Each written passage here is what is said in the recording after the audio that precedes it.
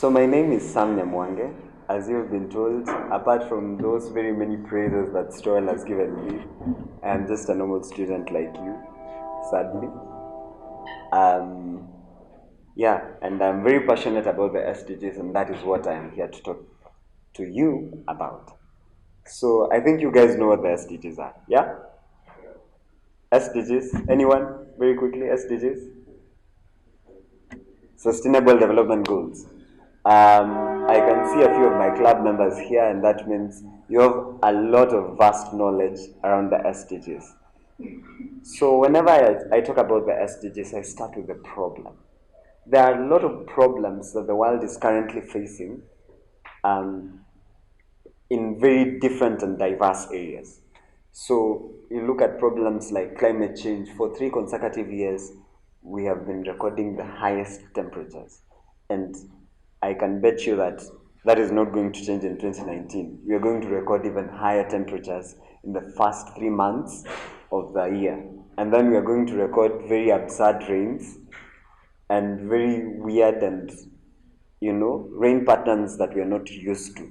And that is why we are causing things like agriculture and damage. People are damaging their crops in the farms, rains are not coming, crops are drying up, and so on. Now, how many of us here knew that the top 1% richest people in the world, okay? Top 1% richest people in the world own 50% of the world's wealth. How many knew that?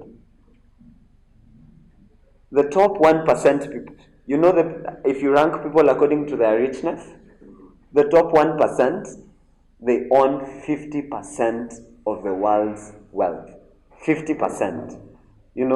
What does that leave to the rest of us, to the 99? We are left with a 50% that we have to struggle with and share with. That is just one example that the SDGs look at. How many of us know that only 1 in 9 people in the whole world have access to clean water? And that relates to only 1 in 9 people in the whole world having access to food, good food, because clean water means good food. So you see, there are so many challenges in the world that we are currently facing that I believe with the SDGs we can solve. Now, my journey with the SDGs has been very transformative. And earlier this year, a company that I work for called MK Africa and Tifa Research undertook a research and said, who are the people who should be knowing about the SDGs? And we said, university students like you. And then, who are the people, how are these people knowledgeable and how do they know about the SDGs and how are they acting upon it? And we found out that in Kenya, only 45% of the youths, of the university going students, know about the SDGs. And that's just known. What about those who act upon them? We don't know. And this 45% could be way worse. It could be as 2%. We don't know. It could be way worse because we only had a very tiny respondent section looking at a very huge and broad and diverse community. I will give you one example that a mentor of mine in the sustainability space gives everywhere she goes. If you go to Githurai, how many avocados per day go bad? Guess? Any guess? Any guess? 1,000. How much is an avocado in Kenya? 20 bob. It ranges from 10 to 30. How much is an avocado in Dubai? A good ripe avocado in Dubai. Yes, Dubai. It ranges from 3 to 6 USD. That's 300 to 600 Kenya shillings. So you can imagine, what if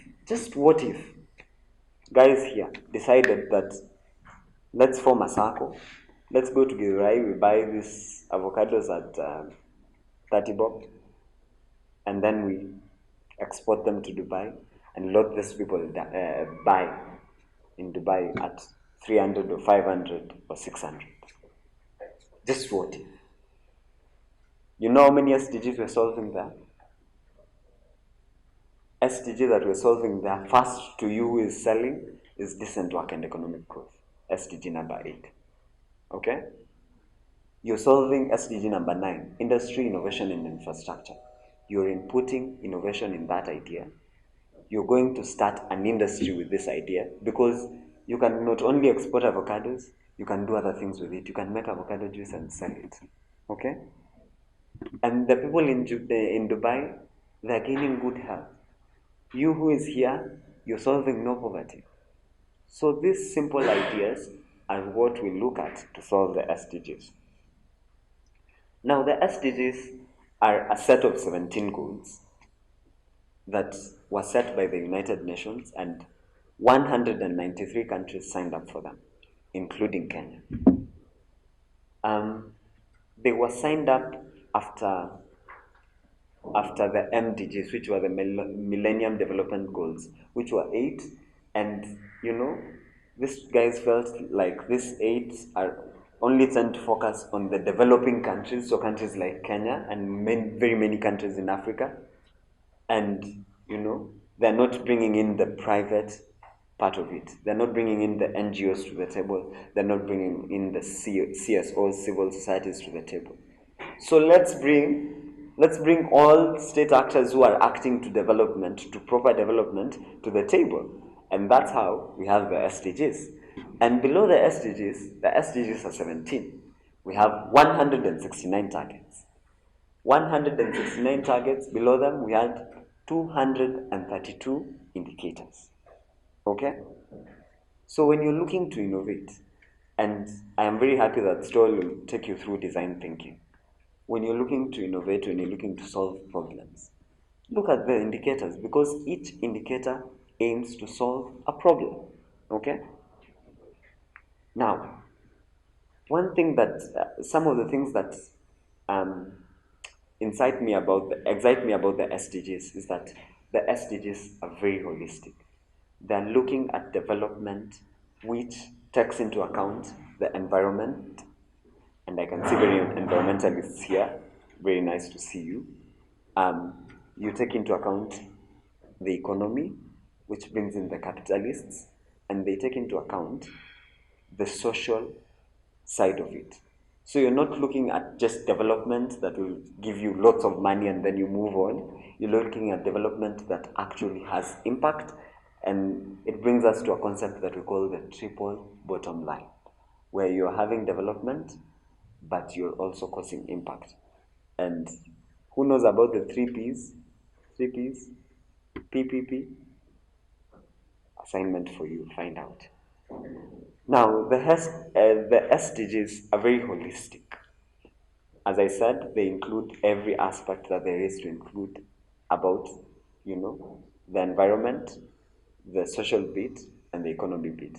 Stoel here will tell you that when he was going through his training in South Africa, he must have been told that the environment is the backbone of everything. You need the environment no matter where you go, because the environment is very wide. That table is your environment. He is your environment. The environment is very huge, and the environment bores the society, which bores you, and the society bores the economy. Okay? So in our doings, in our everyday doings that we're trying to grow the economy, we must ensure that the inner circle of the economy does not spoil the environment. And that is why we have the concept of sustainable development. Now, the SDGs, all these SDGs, and I can take you through all of them right now, are very interconnected.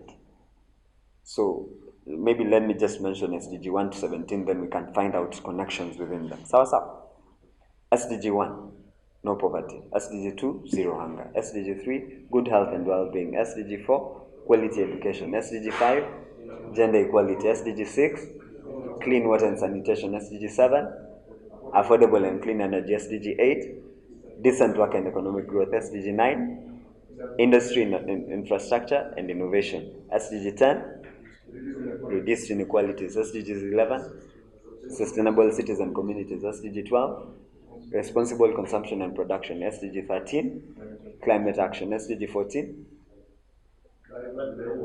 life below water. SDG 15, life on land. SDG 16, peace, justice, and strong institutions. And finally, my favorite, partnerships for the goals. Now, there is a lot of interconnections within the SDGs. In fact, if you look at the indicators are originally 244. But some of them collide and crash with each other. They were hard to cut to 232. Okay? So whenever you're solving, say, zero hunger, you must solve it in lieu to good health and well-being. Because when someone is not hungry, then that means they are probably getting healthy food. And that means that you get a healthy economy. And healthy economies lead to decent work and economic growth.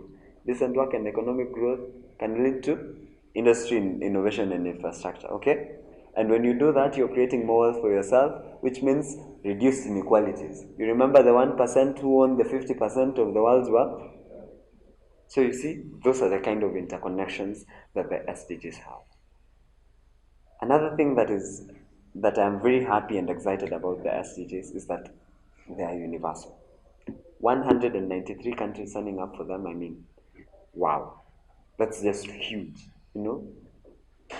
Before, the MDGs were just for, developing countries, reduced child mortality, and they had a lot of, they were still very rough. But the SDGs bring in a sense that, the developed world, like the US, China, and all those countries, are still aiming for these goals as well as we are, because some of the effects that some of the things they undertake affect us, and it affects them eventually. Say, if the US comes and builds a factory in Kenya, the carbon dioxide that is emitted into the atmosphere, the sulfur dioxide, methane, and all that, and all global warming gases, they will still go back to them.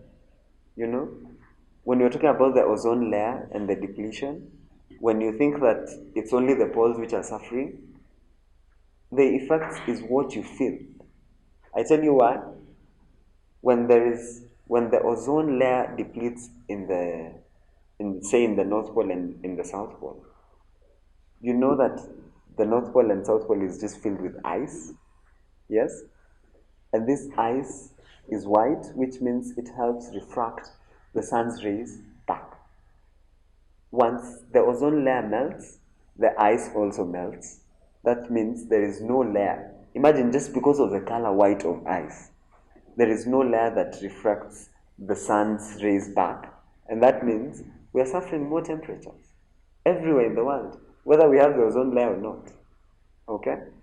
So that is why, and that is what the SDGs tend to pull together. Now, something that I would urge you to do is to innovate.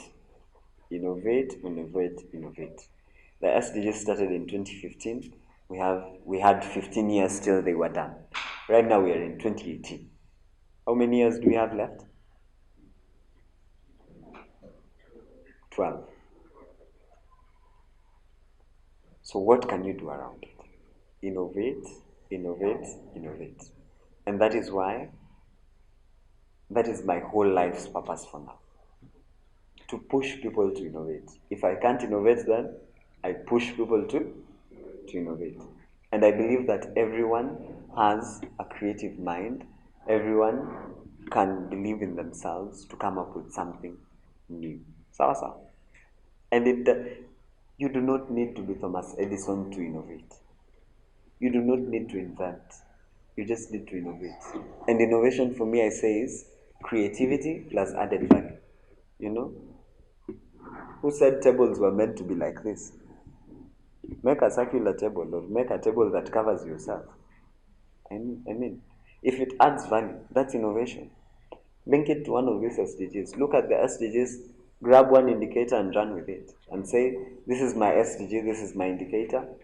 Because if you look at it, in all what we are trying to do, building leadership and all, we are achieving an SDG.